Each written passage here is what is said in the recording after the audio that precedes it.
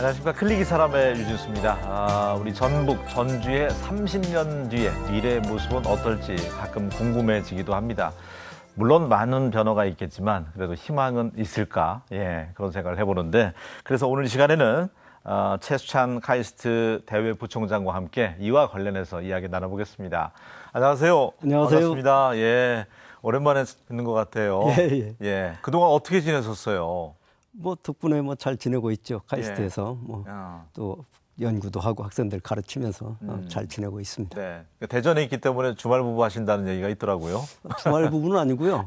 저희 부부가 주말에는 전주에서 지내고 있습니다. 저희 그 부모님 사시던 집도 관리할 겸. 여전히 지금도 간혹 의원님하고 호칭을 하는 분들도 덜어 있죠. 그럼요. 17대 의원을 하셨기 때문에. 학교에서야 교수라고 그러지만 이제 또 지역에 오면은 많이 또 그렇게 부르는 분들이 많이 있죠. 당시에는 왜 저도 기억나는 게 막걸리 애주가셔서 그 민심 탐방을 막걸리집에서 많이 하셨잖아요. 제가 막걸리를 좋아해서요. 지금은 이제 옛날만큼 많이 마시지는 못하지만은 그래도 막걸리를 좋아합니다. 요 사이는 그래도 그 혁신 관련돼서 자치단체 다니시면서도 특강도 자주 하시는 것 같더라고요. 뭐 자주는 아니지만 뭐 시간 나는 대로 하고 있습니다. 우리 전북은 어떻게 혁신이 좀 잘 되고 있습니까? 준비가? 글쎄요, 꼭 전북을 짚어서 이야기하기보다 이제 우리나라 뭐 전 세계가 하나의 과제지요. 과제인데 혁신이 잘 일어나고 있는 이제 지역도 있고, 미국에서도 사실은 그 옛날에는 뉴욕이나 이런 지역이 이제 경제 중심이었는데 금융 중심으로 이제는 그 혁신이 일어나고 있는 그 서부 지역. 실리콘밸리 중심 그런 지역이 이제 그 세계 경제의 중심이 되고, 또 거기에서 이제 세계 지도자들이 배출된다고, 세계를 이끌고 가는 사람들이 배출되는 그런 상황이고, 근데 우리나라에서도 아무래도 우리나라에서는 이제 수도권에 모든 게 집중되어 있지만 그러나 또 가령 그 제가 있는 카이스트가 있는 대전 같은 데도 상당히 혁신이 일어나고 있거든요. 또 그렇기 때문에 많은 기업들도 모이고 있고 거기서 카이스트가 매우 중요한 역할을 하고 있습니다.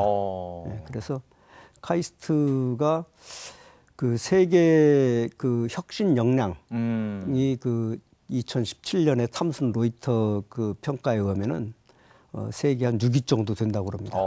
그래서 사실 이제 카이스트는 지역 대학들하고 경쟁을 하지는 않습니다, 보통.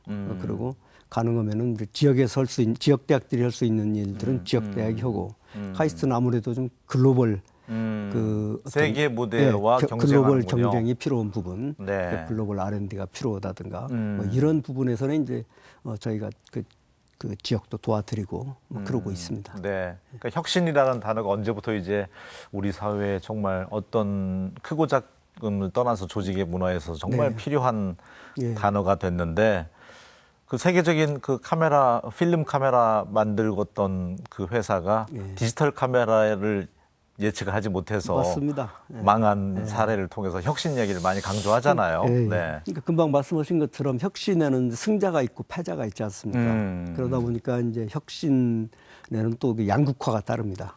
그래서 이런 양극화를 어떻게 줄이느냐, 이것이 또 지금 세계적인 과제가 돼 있고, 그 문제를 해결하지 못해서 모든 그 정치적 소용돌이가 일어나고 있습니다. 그래서 미국에서도 약간 좀 별난 대통령이 당선되고, 지금 뭐 영국도 지금 몸살을 앓고 있고, 브렉시트 뭐 이런 걸로 해가지고 영국의 그 EU 탈퇴, 뭐 유럽의 그 선진국들도 다 지금 아주 몸살을 앓고 있고, 우리나라도 지금 사실 좀 정치적으로 상당히 좀 타협을 못하는 힘든 그런 시기죠. 상황이 되지 않습니까? 그게 어떤 그 뿌리는 어떻게 보면 혁신이라고 볼 수가 있습니다. 그 혁신에는 긍정적인 측면도 있지만 그 혁신에서 일어나는 이런 모든 문제를 해결하지 않으면은 그러면은 또 참 어려운 그런 문제들이 생깁니다. 오늘 오랜만에 최수찬 카이스트 대외 부총님 초대해서 저희가 나누고자 하는 이야기는 오래전에 전북 미래 30년 관련돼서 칼럼을 한번 쓰셨는데 거기에 이제 세 가지가 요약이 잘 돼 있더라고요. 그래서 우리 전북, 전주 이 30년 미래에 대해서 어떻게 또 예측을 하고 어떻게 준비를 해야 되는지 한번 이야기 나누고자 해서 오늘 이렇게 저희가 초대를 했는데 지금 그 17대 이후에 지금 후배 이제 정치인들이 정치를 하고 있잖아요. 잘 하고 있는 것 같습니까? 어떻습니까? 그러니까 갈수록 그런 경향이 있는 것 같아요. 예. 그 제가 얼마 전에 그 이호 여사 그 상가에 갔을 때 그 옛날 동교동계 정치인들이 많이 그 와야 계시더라고요. 근데 그분들 하시는 말씀이 옛날에는 서로 싸우다가도 그래도 서로 만나가지고 타협을 하고 또 그분들이 그 무용담을 이야기하는 것은 어떻게 우리가 저 친구들 이겼냐 이게 아니고 서로 대립하다가 어떻게 타협을 했느냐 이런 그 무용담이 주였거든요. 그러면서 요즘에 무조건 그 자기만 옳고 상대방은 틀렸다. 그리고 저쪽은 이야기 상대가 안 돼. 뭐 이런 식으로 정치가 가고 있는 것에 대해서 굉장히 우려를 하는 걸 제가 들었습니다. 네. 저도 좀 그런 걸 느낍니다. 지금 요즘 정치가 좀 정치라는 건 결국 그 타협하는 건데 타협이라는 게 정치의 본질인데 그걸 제대로 못 오고 있는 걸로 봐서는 참 그 정치의 안타깝다. 정치의 그 본래의 기능을 못 오고 있는 게 아닌가 이런 생각이 듭니다. 국내 최고의 이제 어떻게 보면 이제 경제학자라고 할 수 있는데 우리 아이고 뭐 최수찬, 최고는 아니고요. 예, 대외 부총장님께 오늘 여쭤보고 싶은 이야기가 참 많이 있습니다. 예. 우리 돈의 경제, 낙후가 이 앞에 수식어를 떼내기가 참 쉽지 않아요. 네네. 예, 뭔가 좀 모멘텀도 예, 예. 있어 보이지도 않고 예. 어떻게 바라보세요? 진단 한번 해보신다면. 그러니까 지금 낙후된 전라북도 앞으로 뛰어나가려면은 뭔가 새로운 것을 해야 되지 않겠습니까? 남을 뒤따라가는 걸로서는 안 되고. 예. 그래서는 뭐 가장 중요한 것이 아마 새로운 산업. 그러니까 그동안 기존의 산업에서는 전라북도가 좀 뒤처졌지만 새로운 산업은 이제 시작하는 거니까 예. 우리가 앞서서 나가면 된단 말입니다. 이를테면 지금 현재 우리나라를 움직이고 있는 그 동력, 그 엔진이라고 그럴까요? 그거는 지금 전자산업이라든가 또 자동차 뭐 이런 것들인데 앞으로는 아마 바이오 헬스케어 산업이 굉장히 중요할 것 같습니다. 대세가 될 것 같다고 하더라고요. 왜냐하면 네. 고령화 시대가 되면서 선진국은 이미 한 20% 정도 전체 그 국민 총생산의 20% 정도가 벌써 그런 의료나 의료를 포함한 그런 바이오 헬스케어 산업입니다.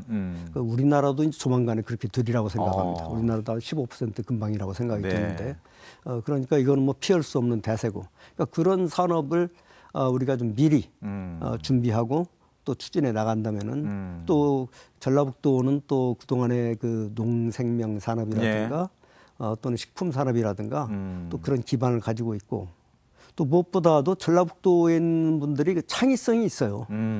그래서 이런 것이 결합이 되면은 네. 새로운 것을 시작하는데 그 남보다 앞서서만 간다면은 그러면은 뭐 전라북도가 다음 사이클에서는 이길 수 있지 않나. 제가 아까 미국 그 말씀드렸습니다만 네, 네, 네. 유럽도 마찬가지입니다. 그 가령 뭐 산업화 시대 때 잘했던 지역이 지금도 계속 자르고 있다. 그런 지역 별로 없습니다. 네. 또 새로운 산업이 바뀌면서 지역도 이동하고. 그러니까 전라북도도 그런 잠재력은 충분히 있는데 이게 구슬이 서말이라도 꿰어야 보배라고. 네, 네. 그런 것들 아직은 이게 지금 꿰어지고 있는 것 같지는 않습니다. 그러니까 모두 언급하신 그 혁신 가운데는 대학이 이제 힘들어지기 때문에 특성화하는 것처럼 우리 지역도 바이오 헬스라든지 얼마 전에 그 전북대학교가 바이오 헬스 위해서 약학대 유치한 것도 참 잘한 거네요. 그럼요. 예, 그럼요. 미래를 내다보고. 그럼요. 그런 네. 그 긍정적인 거고 또 그러기 위해서는 또 창의적인 인재를 많이 끌어들여야 되고요. 그래서 결국 사람이 하는 거 아니겠습니까? 그렇지 무슨 뭐 기계가 돌아가면서 세상을 움직이는 게 아니고 사람이 기계를 움직이는 거니까. 맞습니다. 예. 새로운 산업을 육성해야 되고 미래를 내다보면서 그렇습니다. 그리고 기업들이 또 중소기업이라고 할지라도 세계로 좀 진출을 많이 해야 된다. 그걸 언급하셨어요. 칼럼에서. 그건 당연한 거죠. 예. 왜냐하면은 그 작은 시장에서는 그 기업들이 클 수가 없죠. 근데 기업들뿐만 아니라 사람도 사실은 세계로 진출하고 또 세계에서 와야 되고 이렇게 우리가 이미 지금 세계가 하나가 된 세상에 살고 있습니다. 네. 그런데 그걸 갖다 아무리 막아도 가령 우리가 여기서 어떤 정책을 펴서 여기서만 그 적용된 어떤 하다 보면은 밖으로 다 나가게 됩니다. 그러니까 이걸 그 크게 봐야 되고 금방 말씀하신 그 기업 면에서는 더 말할 것도 없고 이건 우리나라 기업들은 국내 시장만 가지고는 뭐 도저히 클 수가 없습니다. 보십시오. 우리나라의 대기업들 전부 다 글로벌 그 시장을 상대로 한 기업들입니다. 그럼 그 전라북도의 경제가 살아나려면은 전라북도의 중소기업들이 커야 되고 중견기업이 되고 또 그런 대기업이 돼야 되고 그러려면은 네. 글로벌 기업으로 크는 수밖에 없습니다. 다시 말하면 글로벌 시장에 진출하는 그런 그 기업이 되지 않고서는 발전할 수가 없죠. 그러니까 대기업들도 이제 내수가 포화에 이르면은 해외로 눈을 돌려서 넓혀 나가는데 중소기업일지라도 글로벌 시장에 뛰어들어야 된다. 그런 그러니까 말씀이시네요. 대기업이든 중소기업이든 네. 내수가 포화돼서 나가는 게 아니고요.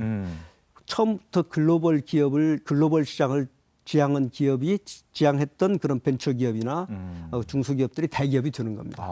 이제는. 네. 그러니까 독일이 부러운 게 선진국으로 잘 사는 게 중소 강소 기업이라고 하죠. 예, 이런 게 각 지역마다 있더라고요. 그럼요. 예, 네. 예.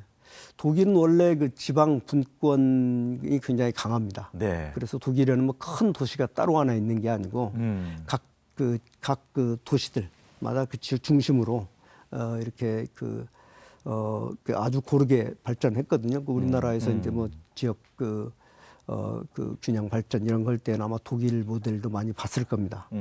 그런데 이제 그것이 뭐 또 그 지역마다 또 하나의 이 분야에 있어서는 우리가 세계 최고다 하는 그게 이제 소위 강소기업 아닙니까? 네, 네, 뭐 네. 히든 챔피언이라고 그러는 예, 거. 예, 예. 그래서는 그런 세계적인 기술. 그러니까 결국은 지역에 있지만 독일의 자그마한 소도시, 중소도시에 있지만은 지향하는 것은 글로벌 시장인 것이죠. 기술도 글로벌 기술이고. 우리도 이제 그런 것을 지향해야 되겠죠. 예. 또 때마침 혁신 도시 시즌 2도 시작이 됐기 때문에 네. 주요 R&D 기반 갖춘 기관들 많잖아요. 예, 예. 중소기업하고 좀 협력을 해서 그렇습니다. 우수 강소 중소기업들이 좀 많이 네. 나올 수 있었으면 좋겠다는 또 기대감도 생깁니다. 예. 자, 그리고 세 번째 언급하신 게 전북의 미래 30년 예. 밝은 미래를 약속하기 위해서는 창의적인 인재, 그 가운데 이제 리더가 많이 나와야 된다. 예. 우선 그 전라북도 이야기를 하기 전에 예. 저희 그 카이스트에 대해서 말씀드리자면은 네. 아까 제가 카이스트가 글로벌 혁신 대학이라고 말씀드렸는데 한 50년 전에 이제 만들어졌습니다. 이제 2년 뒤면은 이제 50주년을 맞게 되는데 당시에 카이스트를 만들 때는 우리나라의 그 지도자들이 앞으로 경제 발전을 하기 위한 그 산업 기술 인력을 그 공급해야 되겠다. 그게 첫째 그 하나의 그 목표였고요. 또 하나는 그때 그 만든 사람들의 비전을 보면은 만든 지 한 40년만 되면은 카이스트가 세계적인 그런 그 대학이 될 것이다. 그런 이야기가 나와요. 실제로 그 두 가지 목표를 다 달성을 했습니다. 예. 그만큼 그 중요한 것은 그 비전을 제대로 세우는 거거든요. 그런데 앞으로 그래서 지금 그럼 앞으로 그 50년 어떻게 할 것인가? 거기서는 핵심적인 그 키워드는 리더라고 봅니다. 그동안에는 이제 기능적인 인재를 키웠지만 앞으로는 리더를 키우는 그런 역할을 해야 된다고 생각합니다. 그래서 우리가 창의적인 인재니 아까 리더니 하는 그런 이야기도 예. 저는 같은 맥락에서 전라북도의 인재라는 게 이제는 전라북도의 인재에서는 전라북도 인재라고 볼 수가 없죠. 그렇죠. 글로벌 인재가 글로벌 돼야 되죠. 인재라야 전라북도 인재인 것이고. 예. 그래서 그 시야가 우리나라 지도자들 보면은 제가 세계 경제 포럼 이런 데 가서 이렇게 우리나라 지도자들이 이야기하고 있는 걸 보면은 예.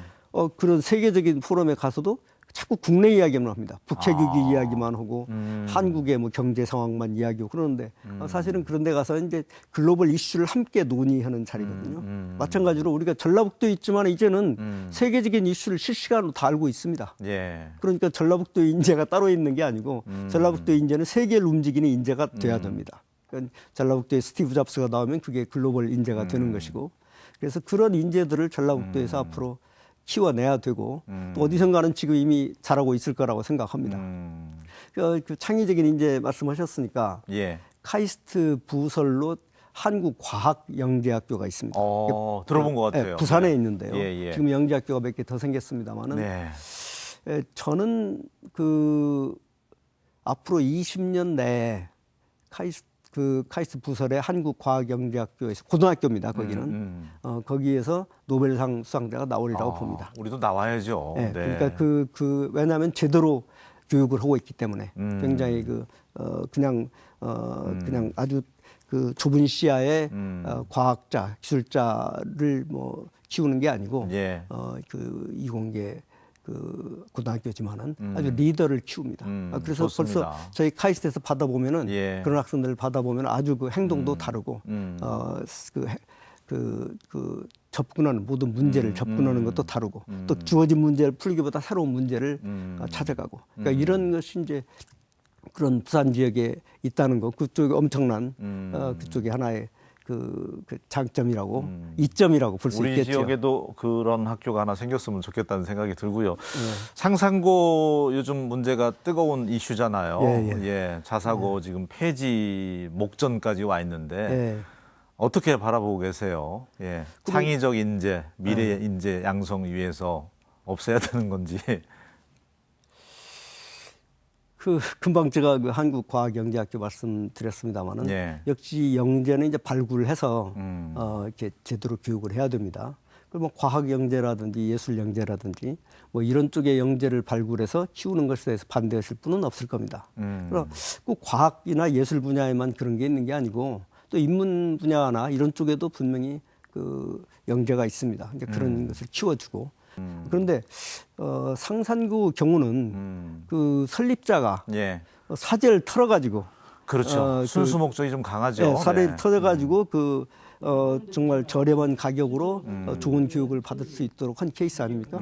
정부에서 지원한 사립학교하고는 근본적으로 다르고 또 어떤 그 뭔가 그 사립학교에 여러 가지 지금 비리도 많이 있고 뭐 그런 학교들이 일부 있습니다. 근데 그런 학교들과는 굉장히 성격이 다르고 그래서 그 또 그 지금 자사고 중에서도 제가 예. 그 등록금 포함 하는 비용을 보니까 그 중에서도 뭐 가령 뭐 민사고 같은 데는 한 뭐 전체 비용이 뭐 한 2,500만 원 제일 든다면 비싸더라고요. 여기는 한 네. 1,000만 원 정도 예. 가장 저렴한 쪽에 속하더라고요. 그만큼 그만큼 이제 자사고 가운데는 좀 모범적인 사례죠. 예, 네, 모범적이고 또 상산고등학교가. 그 이야기는 또 그런 그 충분히 말하면 부모님들이 그 재정적으로 지원을 하기 힘든 그런 사람들 또 와서 교육 받을 수 있는 예. 그런 기회를 제공하는 거 아니겠습니까? 그런데 만약 이런 그 기회들을 갖다가 막아버리면 예. 그러면 그게 없어지는 게 아니고 그게 다른 데로 튀잖아요. 이를테면 뭐 강남 파락군이 다시 뭐 강남 부활한다든지. 파락군이 부활한다든지 또 그 강남 사설 학원들이 부활하고 예. 또 돈이 더 많은 분들은 외국으로 또 보낼 겁니다. 맞아요. 그러면 돈이 네. 몇 배가 더 들죠. 그러니까 아까 제가 글로벌하게 봐야 된다고 그랬는데 이 문제도 마찬가지입니다. 거기만 보고 요거만 없으면 될 것이다. 그렇지 않습니다. 그래서 제가 좀 답답한 것은 그 뭐 뜻은 좋은데 예. 우리나라 그 정책하는 사람들이 가끔 가다가 가끔이 아니고 지금 요즘 상당히 많이 그 저지르고 있는 그 오류라고 그럴까 이것은 정책 목표와 수단 사이에 상당히 괴리가 있습니다. 목표에 맞는 그 수단을 써야 되는데 예. 목표는 이거라고 해놓고 사실 수단은 결과적으로 보면은 그것과는 반대 방향으로 갑니다.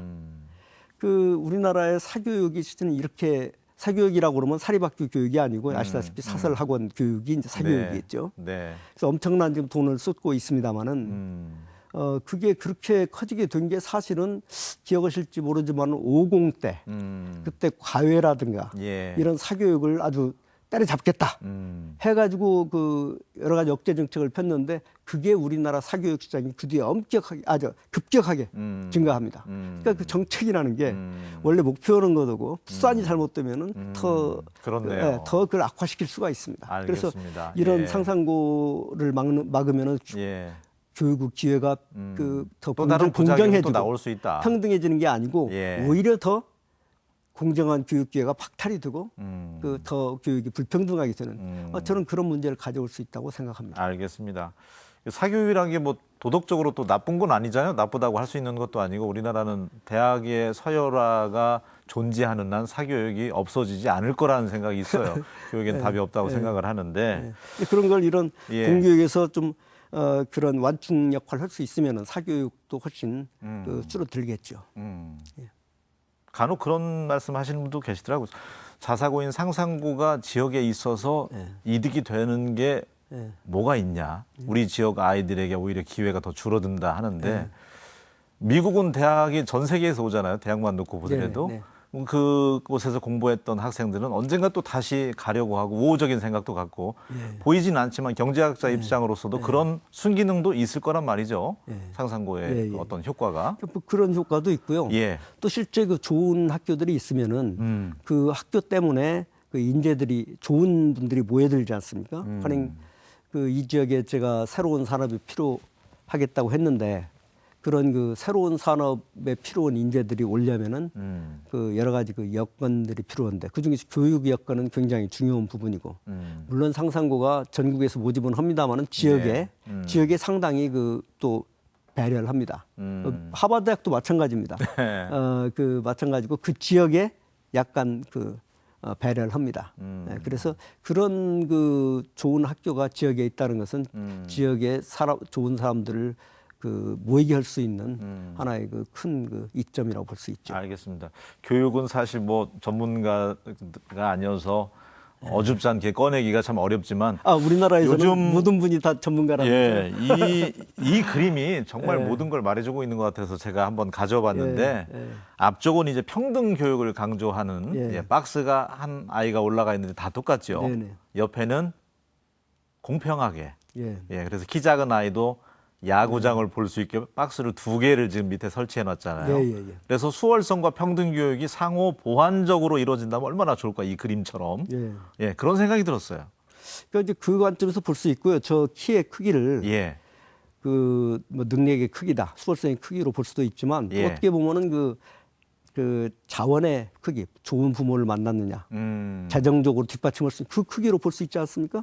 그럼 상상고 같은 학교는 어떻게 보면 그렇게 돈이 없어서 미국 유학을 뭐 갈 정도는 안 된다든가 강남 사설학원을 못 가는 사람들은 그 설립자가 자기 사재 털어가지고 그런 사람들 장학금도 그다음 장학금을 주는 거죠.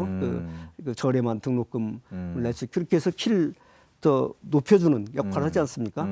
그래서 이제 그런 순기능이 저는 있다고 보는 거죠. 알겠습니다. 오늘 최수찬 카이스트 대외부총장님과 함께 사실은 전북 미래 30년을 이야기하기 위해서 3가지 이제 카테고리를 얘기하면서 상상고, 자사고 관련돼서 얘기가 길어졌는데 그래도 저 모처럼 오셨으니까 또 나라 전반적인 얘기도 한 말씀은 또 경제학자로서 해주셔야 하잖아요. 소득주도 성장 경제 정책에 대해서 볼멘 소리가 많은데 어떻게 바라보세요? 실패한 정책이라고 바라보시는지요? 제가 그 현 정부의 3대 그 경제 정책의 축에 대해서 한 이야기가 있습니다. 소득주도 성장은 실패다. 공정 경제는 그러니까 소득주도 경제라고 그럽니까? 성장. 그다음에 공정 경제는 일정 부분 성과가 있다. 혁신 경제는 무개념이다. 뭐 이렇게 제가 평가를 한 적이 있습니다. 소득주도 성장이 실패했다고 하는 것은 바로 그겁니다. 아까 제가 말씀드린 정책 목표와 수단 사이의 괴리다. 그 정책 목표라는 건 무엇이겠습니까? 저소득층의 소득을 올림으로써 그러면서 선순환을 이루자는 거 아니겠습니까? 물론 뭐 저소득층의 소득만 올린다고 경제가 발전하는 건 아닙니다. 경제가 발전해야 저소득층 소득도 올라가겠죠.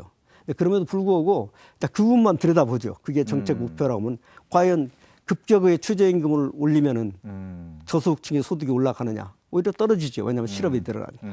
또 급격하게 또 노동 시간을 줄인다든가. 물론 우리나라 사람들 지금 노동 시간이 너무 깁니다. 단축해야 됩니다.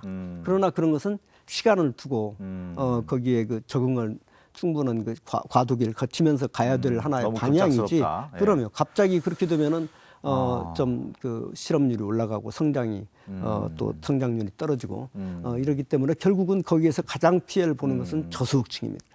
그러니까 저소득층의 소득을 올려서 경제를 발전시키겠다고 해놓고 제일 먼저 한 일은 저소득층의 소득을 떨어뜨린 겁니다. 그러니까 이런 정책들이 목표와 수단의 차이감, 괴리감이 컸네요. 언급하신 것처럼. 그게 잘못이라는 거죠. 알겠습니다.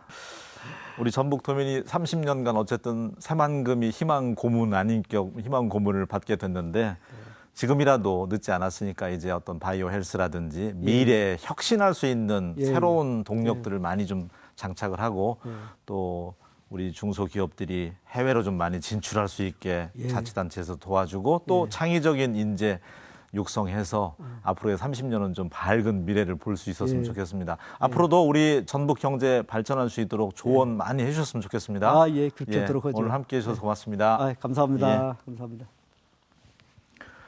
예, 요즘 돈에서도 일본 제품 관련돼서 뭐 의류라든지 또 그 뭐 맥주라든지 불매 운동이 좀 일고 있는 것 같은데요. 한일 관계가 더 이상 심각한 상황으로 치닫지 않도록 정치적으로 좀 잘 좀 해결됐으면 하는 그런 또 바람이 있습니다. 저는 다음 시간에 다시 인사드리겠습니다. 고맙습니다.